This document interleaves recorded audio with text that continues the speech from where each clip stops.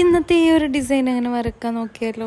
ആദ്യം ഇതുപോലെ ഒരു 4 ലൈൻ വരച്ചെടുക്കുക. അതിനുശേഷം ലൈൻ വരച്ചതിന്റെ താഴെ മേലെ ഇതുപോലെ ഹംസ് വരച്ചു കൊടുക്കുക. ഹംസ് വരച്ചെടുത്തതിന് ശേഷം അതിന്റെ താഴെ കുറച്ച് സ്പേസ് ഇട്ടിട്ട് ഇതുപോലെ ഒരു ലൈൻ വരച്ചെടുക്കുക കേട്ടോ. ലൈൻ വരച്ചതിന് ശേഷം അതും ഇതുപോലെ ലീഫ് വരച്ചു കൊടുക്കുക. ലീഫ് വരച്ചെടുത്തതിന് ശേഷം ഈ ഒരു ലൈനില് ഇതിന്റെ ഉള്ളിൽ ഫില്ല് ചെയ്ത് കൊടുക്കുക.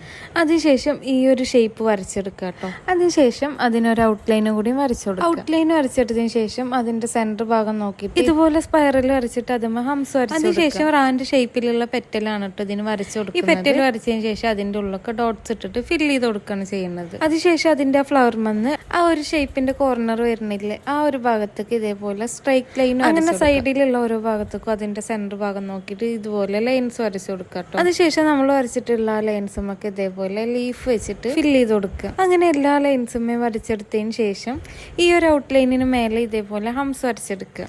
അതിനുശേഷം ഇങ്ങനെ വരുന്ന ഈ ഗ്യാപ്പിലൊക്കെ ഇതുപോലെയുള്ള ലീഫ് വെച്ചിട്ട് ഫില്ല് ചെയ്ത് കൊടുക്കുക. അങ്ങനെ എല്ലായിടത്തും ലീഫ് വരച്ചെടുത്തതിന് ശേഷം ഈ ഫിംഗറിലുള്ള ഡിസൈൻ ആണ്. ആദ്യം ഇതുപോലെ ഒരു ലൈൻ വരച്ചു കൊടുക്കുക.